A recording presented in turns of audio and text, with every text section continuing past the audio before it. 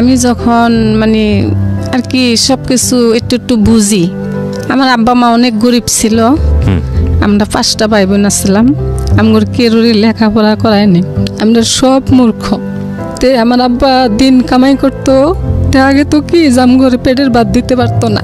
কতদিন দেখা গেছে যে মিষ্টি আলু আছে না, মিষ্টি আলু সকালে সিদ্ধ করে দিত, মানে তো 4-5টা, বেশি আমার ভাগে পড়তো না। তো এরকম করে আমার আব্বা গরু পালতো, দিন মজুরি কাম করতো, আর গরু থাকতো আমরা পালতাম। আমার বড় ভাই আসছিল আর আমি আসছিলাম। তো দেখা গেছে কি যে সকালে আমরা যে আলু খাইতাম, গরু নিয়ে বাড়ায় যেতাম, 3টা-4টা করে গরু দিত, আমিও নিতাম, আমার বড় ভাই নিত। আর যে 3টা ভাই বোন আসলে ছোট ছোট ছিল, আমরা 2 ভাই বোন বড়। তো ওই আলু খাইয়ে বাড়ায় যেতাম, মাঠে গরু টরু হাসার দিয়ে ওই কি করতাম, খড়ি কুড়িতাম, খড়ি কুড়ি ওই ফাঁকে ওই হিন্দু বাড়ি আসছিল, হিন্দু বাড়িতে দিতাম। তখন কি করতো, ওই কতটি মুড়ি আর একটু গুড় দিত হিন্দু বাড়ি থেকে। তো ওই খাইয়ে পানি খাইয়ে ওই গরুর কাছে যাইতাম। গরু কতদিন পেট ভরতো, কতদিন ভরতো না। রাইতে আব্বা কি করতো, বাতি না যায় গরুর গলে যায়, গরু দেখতো গরু পেট ভরছে না। যেদিন গরু পেট ভরতো ওই দিন আমগরে কিছু কইতো না, ভাত দিত। আর যেদিন গরুর না পেট ভরতো ওই দিন আমগর ভাত দিত না। যে আমরা জীবনে অনেক কষ্ট করছি। এরকম করতে করতে যখন আমার বয়স মনে করেন 10 হয়েছে, মধ্যে আমার বিয়ে আহে, তখন আমার আব্বা বলে যে আমি গরিব মানুষ, আমার মেয়ে আমার মতো দেখে দিম। কিন্তু ওর বাপের বাড়িতে অনেক জমিন আসছিল। আমার আব্বু বললো যে না, আমি অত ধনী বাড়ি আমি মেয়ে দিম না। আপনার বয়স কত যখন বিয়ের কথা হচ্ছে? তখন আমার 10 বছর বয়স। আমার শুধু একটা প্যান্ট পরন আমার বিয়ে হয়েছে। আচ্ছা। আমার নানি শাশুড়ি আমাদের দেখে আমার অনেক পছন্দ করছে, পরে আমার বিয়ে হয়, আমার কাবিন করে রাখে। তখন ওনার বাপের বয়স 25-এর রূপে মনে হয়। আচ্ছা। পরে কাবিন করে রাখলে 1 বছর আমার বাড়িতে আমি থাকি। 1 বছর পরে আমার উঠায় নেয়। নেওয়ার পরে স্বামী বিয়ের দিন তো নেই, মনে করেন যে বোঝা গেছে যে উনি ভালো না। ছোট আসছিলাম ঠিকই, কিন্তু আমি বুঝতে পারছি যে হে ভালো না। আচ্ছা। আমার দাদা বাইসা আসছিল, আমার আম্মা এখনো আছে, আমার আব্বাও এখন আছে, আমার দাদি এখন আছে, আমার দাদা মারা গেছে। আমার দাদাই কি করতো, আমার উঠাই নেওয়ার পরে ওই জ্বালা যন্ত্রণা যখন শুনছে আমার এরকম জ্বালা, খাইতে দেয় না, তারপরে হে সংসার বুঝে না, হে বউ চিনত না। ওই শিয়াল কুত্তার মতন ওই যে একটা সংসার যে কি জিনিস এটা উনি বুঝতো না। এরকম করে আমার দাদাই আমারে নিয়ে নিয়ে আটকে দিত বাড়ি, যে না আমার নাতিন আর তোমার কাছে দিম না। ওই দাদার পায়ে ধরে মাপ চাইতো, ওই ক্ষমা কইতো যে না আমি এরকম ভুল আর করবো না, আমি এখন ভালো হয়ে যাম গা। ওই আবার নিয়ে গেলে দেখা গেছে যে ওই মারামারি ধরাধরি করতো। ওই খাওয়ানোর মানে খাওয়ার কষ্টটাই আমার বেশি আছে। ওই যদি 1 সপ্তাহ ওই বাড়িতে থাকছি, 15 দিন এসে আমার বাপের বাড়িতে থাকছি। এরকম করে করে আমার 3টে মেয়ে হয়েছে। আমার 3টে মেয়ে হওয়ার পরে আমার শাশুড়ি আমার 2 চোখকেও দেখতে পারতো না। আচ্ছা। মানে আমার ভাসুরের 3টে ছেলে হয়েছে, আমার 3টে মেয়ে হয়েছে।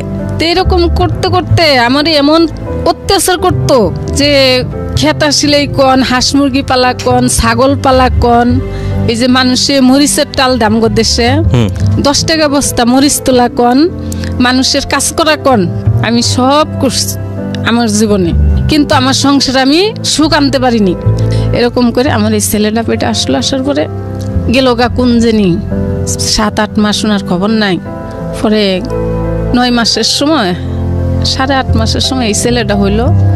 হওয়ার পরে মানে আমার ভয় ছিল যে আমার 3টে মেয়ে হয়েছে, এবারও মেয়েই হবো। পরে আমার নানির শাশুড়ি আমার অনেক বুঝাইতো, আসমা তোর যদি মেয়ে হয় তুই আমারে দিয়ে দিবি, আর যদি ছেলে হয় তাহলে তোর থাকবো। তো আমার এই ছেলেটা যেদিন হয়েছে, হইলে আরে 2 মাস পরে ওর বাবা এসছে। ও হয়েছে 1 নভেম্বর মাসে 1ম রোজার দিন। এইটা আমার অভাব, এত কষ্ট। আমার ওই বড় মেয়েটা তখন ক্লাস 2-তে পড়ে। মানে একটাই ইচ্ছা ছিল যে আমি মূর্খ, আমার যে কষ্ট, আমার পোলাপান ডিজাইন এরকম মূর্খ না হয়, আমি এইভাবে চলব। আমার ওই মেয়েটা ক্লাস 2-এ পড়ে। ওই মেয়ে কি করতো, স্কুল তো নাইসে ওই পেঁপে গাছ কাটছি, পেঁপে ধরছে, ওই পেঁপে বাজারে বিক্রি করছে। ওই কেরাসিন তেল, লবণ যা যা লাগে আমার এনে এনে দিত। ওই মেয়েটা সব কিছু করে দিত। তারপর ওর স্কুল তো নিয়ে কিছু চাউল দিত। এলিতে আমরা কোনোরকম করে চলতাম। চলতে চলতে জমা জমিন এমন অবস্থা হইল যে ওর বাপ চাচা যেটা সবাই মিলে জুত জমি সব বেচে ঠেচে দাদা বাইসে বাপ বাইসে থাকতে ছেলেরা জমিন বেচে হালাইলো বাপের মানে অজ্ঞান অবস্থা করে লাইলার। আমি পরে বললাম যে সবারই তো যাই কিছু হোক আছে, কিন্তু আমার তো স্বামী ভালো না, আমার তো কিছু নাই, কিন্তু আমার যে 3টে পোলাপান আছে আমি এই পোলাপান নিয়ে কই যাব, আমার আব্বা মারও কিছু নেই। তখনকে গ্রামের মাতাব্বর করে যায় কইলাম, কর পরে আমার মানে বাড়ির জন্য 33 শতাংশ জমিন ওর দাদার কাছ তো নে ওর আব্বার নামে নেখে নিয়ে দিল। পরে ওই 33 শতাংশ জমিন নেখে দিল, দেওয়ার পরে তখন আর বুঝি নেই যে হের নামে থাকলে কি হবো আর আমার নামে থাকলে কি হবো। স্বামীর নামে থাকলে তো আমারই থাকলো, আর আমার হের মানেই তো আমার পোলাপান পাবো, সবাই তো থাকবো। হের নামে দেওয়ার পরে আমার নানা শ্বশুরে বললো কি, আসমা তুমি একটা জিনিস ভুল করলা। কি? যে তোর যে স্বামী তুই এই জমিন দেহের নামে সবকিছু করে দিলি, তুই তোর নামে 2জনের নামে নিতি। তা আমি বললাম যে হের বাবার জমিন আমার নামে নিলে কিরকম দেখা যাবে, তো থাক, হের নাম আর আমার নাম পার্থক্য নাই কে। তো করার পরে আমার নানা শ্বশুর জিনিসটা আসলে অনেক চিন্তিত হইলো আমার কথাটি শুনে। আচ্ছা, হওয়ার পরে জমিন রেজিস্ট্রি হওয়ার পরেই দেখা যায় যে উনি আরো মানে যে টুক খারাপ ছিল তার জন্য 3 গুণ খারাপ হইতাছে, বাড়তেই আসছে। আচ্ছা, আমার যে অত্যাচার করতো তার জন্য আরো ডাবল অত্যাচার করে। একদিন আমি বললাম যে দেখো আমার তো এখন 3টে মেয়ে আল্লাহ দিচ্ছে, এগুলো খাওয়ার লাগবো, পিন্দার লাগবো, মানুষ করা লাগবো। তুমি কি চাও যে আমরা যেরকম এরকম আমগুলো ফুলাপান হোক? ন মানুষে ঢাকা থাকে, টাকা কামাই করে, ন আমি আর তুমি ঢাকা যাইগা। কয় ঢাকা যাওয়া লাগবো না, তুই এনতি পরে মরবি, তো ঢাকা যাবি না। আচ্ছা, কয়ে থিয়া উনি গেল গা। যাওয়ার পরে মনে করেন যে 2 মাস পার হয়ে গেছে, এর মধ্যে আর উনির খোঁজ খবর নাই নাকি। তো আমার এই ছেলেটা হইল নভেম্বরের 1 তারিখে প্রথম রোজার দিন। জি, যে ছেলেটা আপনার পাশে বসে আছে, তোমার বয়স যেন কত বলছিলে? 17 বছর বয়স। এই 17 বছর বয়সের আগের গল্প এটা। আচ্ছা, বলেন। পরে আমার ছেলেটা হইলো, হওয়ার পরে ভোরবেলা হয়েছে, হওয়ার পরে আমার বাড়িতে যে খবর দিব এমন কেউ নেই। পরে অন্য বাড়ির তো একটা লোক পাঠায় আমার আম্মুরে খবর দেওয়াইছি। পরে আমার আম্মু আইসে, আইসা পরে যাই কিছু যা করণ নাকি করছে। এই ছেলে যখন বয়স 1 মাসের তনে বা 1.5 মাস, তখন আমার ওই 2 নম্বর মেয়েটা মারা গেল। মানে জ্বর হয়েছিল, আমার আর কোনো সাধ্য আসছিল না যে আমি ওরা চিকিৎসা করবো। ওগুলো আমি ভাতই দিতে পারিনি, চিকিৎসাও করতে পারিনি। পরে মারা গেল। যাওয়ার পরে ওর চাচা জেঠারা কিবা করে জানি ও কোথায় আছে, পরে খবর দিছে। পরে ওর বাবা আইসে, আল্লাহারে মাটি ঠাটি হইলো। ওর পরে আসলো, আসার পরে কইলাম যে আমি ঢাকা যামগা। কয় তুমি কইলে হবো, আমি তোমার ঢাকা নিব না। আমি কই তোমার কিছু করা লাগবো না, খালি আমার তুমি ঢাকা নিয়ে থিও। পরে ওর আব্বার হাতে নিয়ে আমি ঢাকা আইসি। পোলাপান 3টাই নিয়ে এসছি। নিয়ে এসে ওই একদিন রিক্সা নিয়ে বাড়ায়। আপনি এসে কোথায় উঠলেন, থাকলেন কোথায়? করাইল বস্তিতে উঠলাম। ওরা বুঝলে একদিন রিক্সা চালায়, 1 সপ্তাহ রিক্সা চালায় না, ওই সারাদিন টাস খেলে। তা আমি কি করলাম, ওই পাশের বাড়ির মহিলারা মাটি কাটতে যায়, তখন আমি খুবই সুন্দর ছিলাম, আমার স্বাস্থ্য অনেক ভালো ছিল। পরে আমি ওগর সাথে মাটি কাটতে যাই গুলশানে গে। তখন ওই যে ঝিলের মুড়ি দিয়ে মাটি ফেলায়। তো এই ছেলে তখন কোথায়, কি করে? ওই ছেলেরে আমার বড় মেয়েটারে নিয়ে, এই ছেলেরে নিয়ে আমি হইতে একসাথে সকালে বাড়াই আসি ভাত নিয়ে। ওই ঝিল পারে ওরে হইতে ওই মেয়েটার ওষুধ দিয়ে থুয়ে আমি মাটি কাটি। আর ওই মেয়ে কি করে শোয়ে থয় কতক্ষণ কুলে নিয়ে বই থাকে। আপনার মেয়ে? হ্যাঁ। ওর বয়স তখন কত? ওর বয়স তখন 9-10 মাস হবো। আচ্ছা। পরে এরকম করে কিছুদিন আমি মাটি কাটলাম, কাটার পরে দিন 60 টাকা মজুরি তখন মাটি কাটা। পরে ওই সারাদিন মাটি কাটায় দেখি কি টাসি খেলতেছে, উনি বই থেকে সারাক্ষণ টাস খেল। আপনার জামাই? হ্যাঁ, আমার সাথে কার্য থাকতো, সবসময় উনির সাথে কার্য বেজে থাকতো। মানে আমার ওই জিনিসগুলি সহ্য হইতো না, যে পোলাপান তো খালি আমার না, হেরো তো নিশ্চয়ই। কিন্তু আমার মনে চাইতেছে যে আমার পোলাপান আমি ভালো মানুষ করবো, কিন্তু হের মনে চায় না। তাইলে আমি তাহলে কিভাবে চলবো? পরে আমার মধ্যে সবসময় হের সাথে কার্য ঝরকা থাকেই যাইতো। এরকম করতে করতে এক সময় আমার একটা চাচাতো ভাই আসছে আমার কাছে, মানে আমার আপন চাচার ছেলে। ওই আমার ছোট তখন, মানে একটা কোরআনের হাফেজ হয়েছে উনি, শস্যবাড়ি তনে, যে ওই জায়গায় থাকেও পড়াশোনা করবো। তো ওই ছেলে কি করলো, কিছুদিন থাকছে, পড়াশোনার সময় দেয় না, না দেওয়ার পর আমারে যায় কইতাছে, জাপা আমার ওরা পড়াশোনার সময় দেয় না, তাহলে আমি তোমার কাছে থাকবো। তা আমি কইলাম যে তুই থাকবি, যে আমারই তো সংসার চলে না। পরে কয় আমি কিছু করব, আমি পড়াশোনাও করবো, আমি কিছু করবো। তো আমি কইলাম যে তাহলে ঠিক আছে, দেখ তুই কিছু জুল করতে পারস, কিন্তু তোর আব্বা দিছে তোরে ভালো জায়গায় থাকতে, হেরনো থাকলে তোর ভবিষ্যতে একটা মানুষ হইতে পারবি। কয় না, আমি ওই জায়গায় থাকবো না। কয়ে 1 মাস আমার কাছে থাকলো। আমি একদিনকে রাত্রে, মানে ওর আব্বা থাকে চকির উপরে, ছোট্ট একটা চকি আছে, চকির উপর আব্বা থাকে, আমি ফুলা পান নিয়ে ওই আর আমার ভাইডে নিচে থাকি। পরে একদিন রাত্রে 12টা বাজে আমার স্বাস্থ্য বাইরে ধুম করে লাত্তি মারছে ওর আব্বা। আচ্ছা। তা আমি তো বেশি ঘুমও আসিনি, আমি উঠছি, উঠে বসছি। তা আমার ভাইয়ের কান্দে না, লাত্তি যে মারছে ও কান্দাকাটি নেংকে, ও উঠে বই পড়ছে। কি হয়েছে এমন কি? কয় শালা আমার বউ নিয়ে তুই ঘুমাবি? মানে ছোট বাচ্চা, অনেক ছোট, এই যে সেদিন বিয়ে করলো ছেলেটা। আচ্ছা। কয় আমার বউ নিয়ে শালা তুই ঘুমাবি? শালা আমার বউ আমার কাছে থাকে না, তোর বলকে থাকে। একই ঘরের মধ্যে? হ্যাঁ, এক ঘরের মধ্যে। আজ পয়লো একটু ফর্সা হয়েছে, উনি আবার 5 ওয়াক্ত নামাজ পড়ে, আমার ছোট ভাইটা, মানে কোরআন পড়ে তো, হাফিজি মাদ্রাসার ছাত্র। তো উনি কি করছে, ভোর 5টা বাজে উঠে নামাজ পড়তে গেছে। আমি সকালে উঠে রান্তাছি, আমিও কামে যামগা, দেখা যায় 8টা বেজে যাবো, আর আহে না। কিরে ও 8টা বেজে গেলো, আহে না কেন দিকে? তো আমি ভাত বাইরে বাটির মধ্যে রেডি করে, মানে আমার মনটা যেন কিরকম খালি দাপাইতেছে যে কি হইলো। এইরকম করতে করতে দেখি যে 2 জনে ওরে ধরে নিয়ে এসছে, নাক দিয়ে রক্ত খেয়ে পড়তেছে, মানে ওর বাপে মানুষ দিয়ে মারাইছে এরকম করে। পরে ওর বাপ গর্তনে গেল, যাওয়ার পরে আমি তখন আসলে ঢাকা শহরে কিছু চিনি না। যাওয়ার পরে আমি আর ডাক্তারের কাছে নিতে পারি না, কই নিম এরে কই ওরে কই যে কি করবো, ওর জ্ঞান ফিরে নেংকে, মানে অজ্ঞানী আছে আমার ছোট ভাইটা। পানি ঢালতে ঢালতে ঢালতে ঢালতে এত ওর জ্ঞান ফিরে না। পরে ঘরে হুয়াইয়ে, তখন তার কেরো কাছে মোবাইল নেই, আমার কাছে মোবাইল নেই। আমি দোকানে গেছি, যে আমার আব্বারে ফোন দিছি, আমার কাকা ওই জায়গায় আছে। যখন আমার কাকা ওই জায়গায় আছে, তখন আমার আরেকটু মানে মন দুর্বল হইতে আসছে, যে তাহলে হেরাতলি শুনছে। তারপর আমার আব্বা কাকা সব এক জায়গায় আছে। এর মধ্যে আমি ফোন দিছি, আমার আব্বা কইতেছে তোমার কাকার সাথে কথা কই। পরে কাকার সাথে আমি কথা বললাম, কয় মা কি হয়েছে? আমি কই কাকা, আর আমার কাছে কোনো টাকা পয়সাও নাই।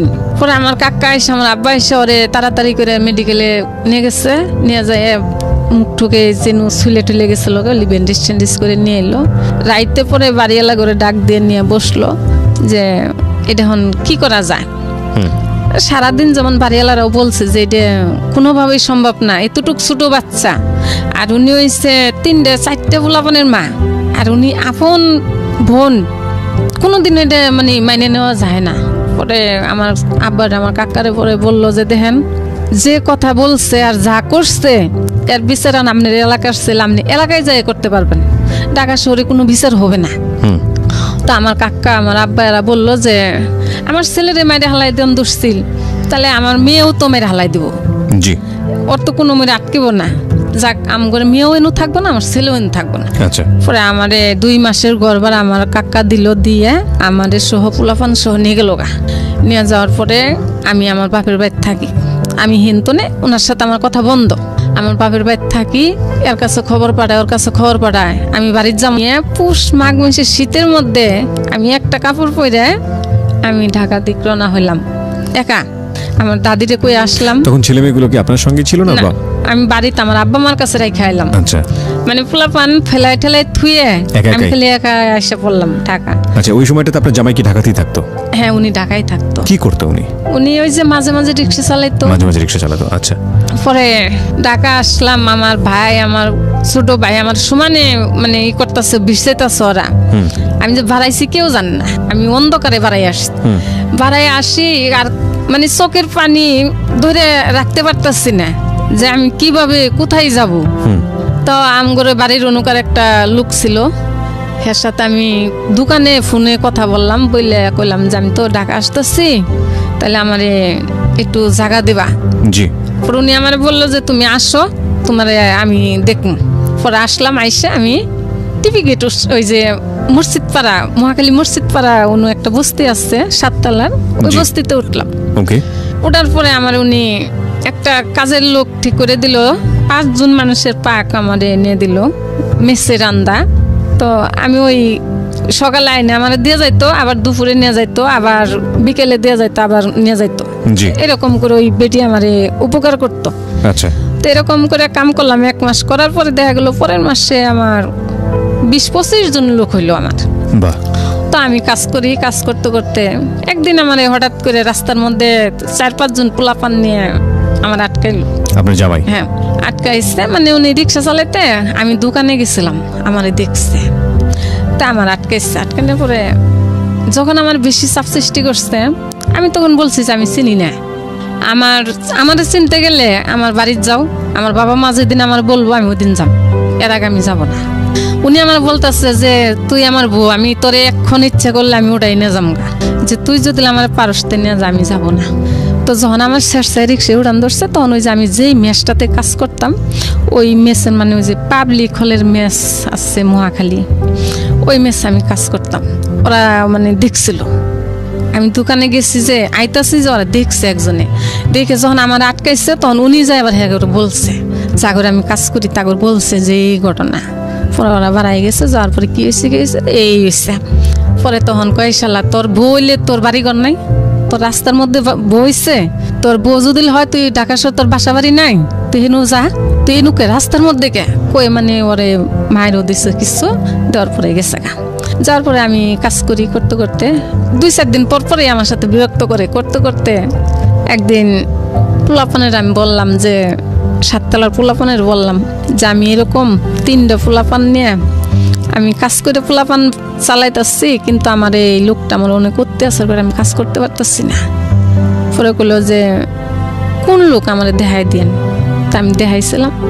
পরে সেদিন তো না আমার পিছিয়ে তো উনি মানে একটু কাইটে পড়তেছে, তো কাইটে পড়তেছে। তো আমার ইচ্ছা ছিল যে আমি জীবনে নিজের পায়ে একটু দাঁড়ামু, উনিও কামাই করব, আমার যেহেতু বাড়িঘর আছে, 3টা পোলাপান আছে, সুন্দর মতন একটা সংসার করে খামু। গেল, যার পরে আমার পিস্তন আস্তে আস্তে কাইটা পড়লো। পড়ার পরে কিছুদিন পরে আমি শুনতেছি যে উনি বিয়ে করছে। আমি কারোরই কিছুই বলিনি, মানে আমার মনে ওই দিন তো আরো ঘিনে হয়ে গেছে গা। বিয়ে আসলো, আমার আব্বা বললো তোমার তো 3টা বাচ্চা কাচ্চা, তুমি তো নিজেই চলতে পারবা না, তাহলে এখন যদি একজনে তোমার মেয়েটার পছন্দ করে নেয় এটাই ভালো, নাকি যখন শরীরে একটা দাগ পড়বো তখন তুমি বিয়ে দিতে পারবা? তা আমি বললাম যে বিয়ের বয়স তো হয় নাই, কেবল 11-12 বছর বয়স, বিয়ের বয়স তো হয়নি। তো আপনারা ভালো করে আগে দেখেন ছেলে কি করে দেখেন। তো ছেলে দেখতে খুব সুন্দর। আপনার মেয়ের যে বয়স বিয়ে দিচ্ছেন, মেয়ের তখন বয়স কত? তখন 11। এত অল্প বয়সে বিয়ে দিচ্ছেন? হ্যাঁ। ওনাদেরকে পড়াশোনা করাননি? ওই যে ক্লাস 7 পর্যন্ত পড়াশোনা। পরে আমি যখন আব্বা মার সাথে না পারতাছি, যে আব্বা মা তো এত কষ্ট করে দেখছে, আব্বা মারে কিভাবে কষ্ট দিব, যে না, মানে ওই সময় পর্যন্ত উনি আপনার বাবা মায়ের কাছেই বড় হয়েছে? হ্যাঁ। আচ্ছা। তো যাক, আমার বড় মেয়ের বিয়ে ঠিক হয়ে গেল। 30,000 টাকা নগদ দিতে হবো, যৌতুক? হ্যাঁ, আমগো দেশে যৌতুক ছাড়া বিয়ে হয় না। আচ্ছা। তো আমার নাই দিকে কম নিচ্ছে। পরে 30,000 টাকা দেওয়া লাগবে। তখন আমার কাছে কোনো টাকা পয়সা ছিল না। 1 লাখ টাকার উপরে আমি ঋণ হইলাম, ওই মেয়ে বিয়ে দিতে যায় ঋণ হইলাম। হওয়ার পরে বিয়ে টিয়ে পার করে আমি মহাখালী আসলাম। আবার আইসে তো মহাখালী আমি যে কাম হয়ে থাকি, তো ওই দেখা গেল কি যে আমি ওই ভোর 5টায় যে বাড়াই আসছি, রাত 10টা-11টা পর্যন্ত আমি কাজ করি। তখন আমার শরীরটা এত মানে যেমন মনটা আমার শক্ত ছিল, তখন আমার শরীরটা অনেক ভালো ছিল। আপনার এই ছেলের বয়স কত তখন? তখন আমার ছেলের বয়স 6-7 বছর। হ্যাঁ। আচ্ছা রাশেদ, অনুষ্ঠান শুরুর সময় তোমাকে আমি জিজ্ঞেস করছিলাম যে তুমি এগুলো জানো কিনা, তোমার মা যে কথাগুলো বলছে এগুলো কি তুমি জানো? এখন যেগুলো যতটুকু এখানে বলেছে আমি শুনছিলাম নানা নানির কাছে, কিন্তু এতটা শুনিনি। এতটা শোনো নাই? শুধু শুনছিলাম যে আমার আব্বু আমার মাকে অনেক মারধর করছে, এই জন্যই তুমি। বাট এই 6-7 বছরে তোমার মা যে একটা মানুষের বাসায় শুধু রাতের বেলা থাকার জন্য 600 টাকা দিত, এবং এই যে সারাদিন যে এই পরিশ্রমগুলো করতো, এগুলো তো তুমি কখনো জানো না, আজকেই প্রথম জানছো এই অনুষ্ঠানে? জি না, আম্মু কাজ করছে সেটা জানি, বাট এইরকম বিস্তারিত জানা হয়নি? জি না। এটা আজকে রাশেদ এবং তার মা, আপনার নাম তো আসমা? হ্যাঁ, নাম আসমা।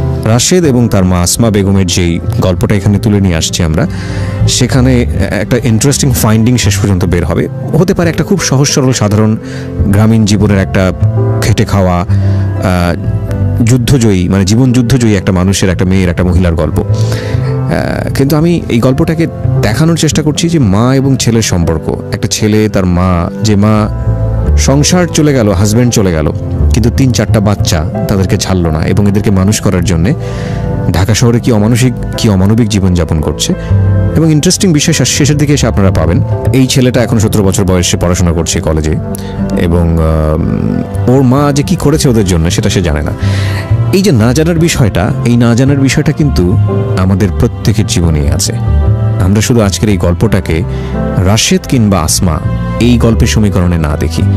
আমাদেরকে মানুষ করার জন্যে আমাদের মারা, আমাদের বাবারা কি পরিমাণ কষ্ট করেন, কি ভয়ানক রকমের রিস্ক নেন, কি ভয়ানক রকমের মানসিক প্রেশারের মধ্যে দিয়ে যান নিজের সন্তানকে খুশি করার জন্য। 2-1জন থাকেন ব্যতিক্রম, সেটা অন্য হিসাব। সেই গল্পটা আমরা যখন পরিণত বয়সে যাই, আমাদের স্কুল হয়, কলেজ হয়, বিশ্ববিদ্যালয় হয়, চাকরি হয়, কিন্তু দুঃখের বিষয় হচ্ছে আমাদের সময় হয় না আমাদের মার কাছ থেকে শোনার যে আপনাকে বড় করতে গিয়ে কিংবা আমাকে বড় করতে গিয়ে আমাদের মারা কত কষ্ট করেছে, আমাদের বাবারা কত কষ্ট করেছে। এই ছেলেটাকে আমি অনুষ্ঠানের শুরুতে জিজ্ঞেস করেছিলাম যে তোমার মা আজকে তোমাকে এখানে নিয়ে এসছে, তুমি কি জানো, গল্পটা জানো? ও জানে না, এবং না যে জানা সেটার পিছনে ও দায়ী না, এটার পিছনে আমাদের সিস্টেমটাই আসলে দায়ী। সিস্টেমটাই এরকম। আমরা একটু সামনের দিকে আরেকটু আগাই, আমরা জানি না এই গল্পটা কোথায় গিয়ে দাঁড়াবে এবং শেষ কোথায় কি হতে পারে। আর আপনাদের সবাইকে বলছি, আপনারা যদি এই অনুষ্ঠানে অংশগ্রহণ করতে চান, গল্প যে কোনো রকমের হতে পারে, এটা একটা খুবই ওপেন প্ল্যাটফর্ম, এবং সেজন্য আপনাকে যেটা করতে হবে, আমাদেরকে ফোন করতে হবে। আমাদের ফোন নাম্বারটি হচ্ছে 09611904 আমি আবারও বলছি 09611904 এখানে ফোন করার পরে আপনি আপনার নাম এবং সেল নাম্বারটি স্পষ্ট করে বলবেন, এবং তারপর যে ডিরেকশনটা আপনি পাবেন সেই অনুসারে আপনি আপনার গল্পটি রেকর্ড করবেন। জি, আমরা আসমা বেগম আন্টি বলি আপনাকে। যেখানে আমরা ছিলাম সারা দিন সারা রাত 10টা পর্যন্ত আপনি বাইরে মানুষের বাসায় কাজ করতেন। আমি ওই ভোর 5টা বাজে বাড়াই রাতের 10টা 10:30 নাম্বার আসি অতি ফাস্ট।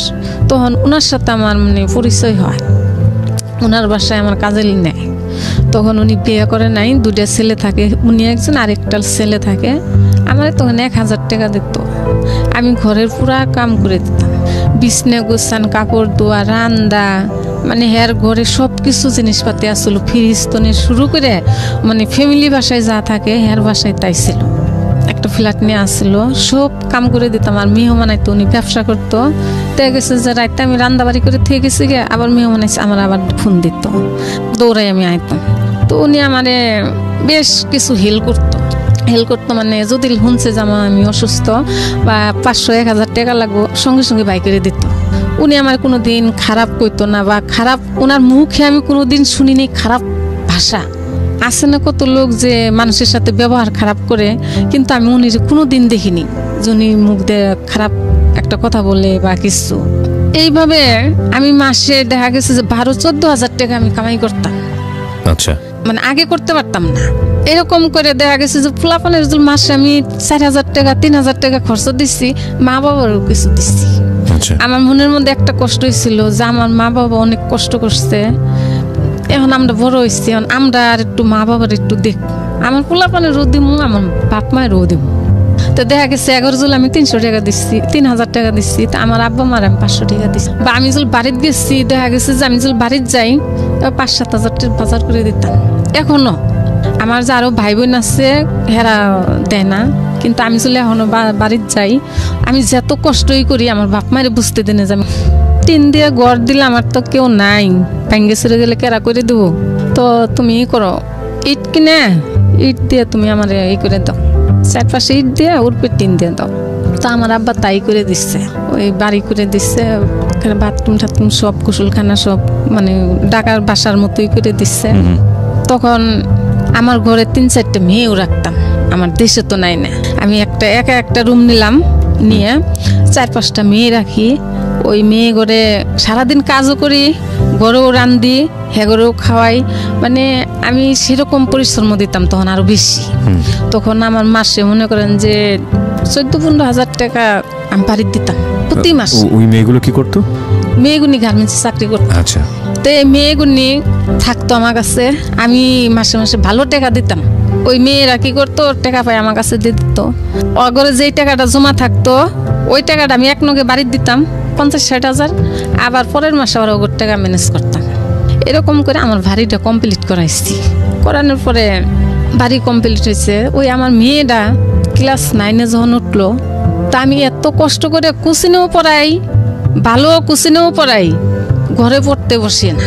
তো ওই দেখা যায় যে ডাব শ্যাম্পু ছাড়া উনি শ্যাম্পু ব্যবহার করে না, তেল ছাড়া কোনো তেল ব্যবহার করে, মানে উনি বাসা বাসা জিনিস ছাড়া উনি ব্যবহার করবো না। আপনার মেয়ে? হ্যাঁ। আচ্ছা। তো আমি যে কৈতন দিতাম ওটা ওরা বুঝতো না, ওরা মনেই করে না। ওরা মনে করে যে ওরা বড় লোকের মেয়ে, ওরা এরকম করে চলে। তো এরকম করে দিতে দিতে যখন 9-এ পরীক্ষা দিল, রেজাল্ট যখন খারাপ আসলো, মানে পাশ করছে, রেজাল্ট ভালো না, তখন আমি বললাম যে দেখ আমি জীবনে কি করলাম তোরা তো দেখলি না জীবনে, কিন্তু এই রেজাল্ট আমি তো করে পড়াশোনা করাম না, আমি তোর ঢাকা নিয়ে যাম, কাজ করাম তোর দে। ঢাকা নিয়ে আসলাম, নিয়ে এসে গার্মেন্টসে দিলাম। আমি গার্মেন্টসে দিয়ে ও কান্দে না, আমি কান্দি যে ওর পড়াশোনাটা আমি নষ্ট করাইলাম। তা মাঝে মাঝে আমি কি করি, স্কুল খুঁজি ওরে না কইয়ে। আমার কথা হইলো যে ওরে কষ্টও করাম, লেখাপড়াও করাম, দেখি কোনটা ও এগিয়ে যায়। তো কিছুদিন চাকরি করে 2-3 মাস মনে হয় আমার টাকা পয়সা দিচ্ছিল। তারপরে একটা ছেলের ফান্দে পড়ে গেল মেয়েটা। আচ্ছা, মানে আপনার বিয়ে, যে মেয়েটাকে বিয়ে দিয়েছিলেন তার পরের মেয়ে? হ্যাঁ, এই যে এসএসসি পরীক্ষা দিল, এটা একটা ছেলের ফান্দে পড়লো। পড়ার পরে শুরুর তো আমি না করছি যে না দেখো তুমরে এত দূর আমি নিয়ে এসেছি, তুমরে ভালোভাবে মানুষ করার জন্য, তোমরা ভালো মানুষ লেখাপড়া করো, তুমরে আমি দেখে বিয়ে দেব। যদি টাকা 5 লাখও তোমার দেওয়া লাগে, আমার যদি ভিক্ষাও করা লাগে আমি তাও করব, তাও তুমর ভালো দেখে আমি বিয়ে দেব। তা আমি দেশে ছেলে খুঁজলাম যে ওই যে সেনাতে চাকরি নেয় বা পুলিশে চাকরি নেয়, যদি লগর যদি 2-4-5 লাখ টাকাও দেওয়া লাগে, আমার মেয়ে তো কামাই করতেছে, আমি কামাই করতেছি, ওর 5 লাখ টাকা দিলে তো আমার সমস্যা নেই, ওর সংসার ভালো হবো। তো ওই ছেলের ফান্দে পড়ে 7-8 মাস চাকরি করে ওই ছেলের সব টাকা খাওয়াইল।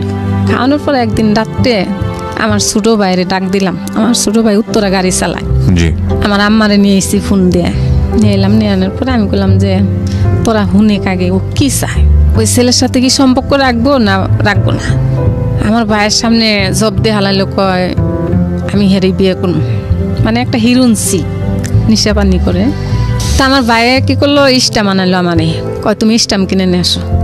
স্টাম কিনে নিয়ে এলো, ঘরের দরজা জানালা সব বন্ধ করলো, ভয় দেখাইতেছে। এরপরে ওই কথাই শিকার হয়ে গেল। পরে রাইতের 12টার সময় আমারে হুইতে ওরে হুইতে বাড়িতে পাঠাই দিল, মারে হুইতে। বাড়িতে গেলাম, যাইয়ে সকালে যাই পৌঁছিলাম, জহরের আওয়াজ দিছে, তখন আমি বাড়িতে নাই পড়লাম যে আমার আর থাকা সম্ভব না, আমি তো মানুষের কাম করে খাই।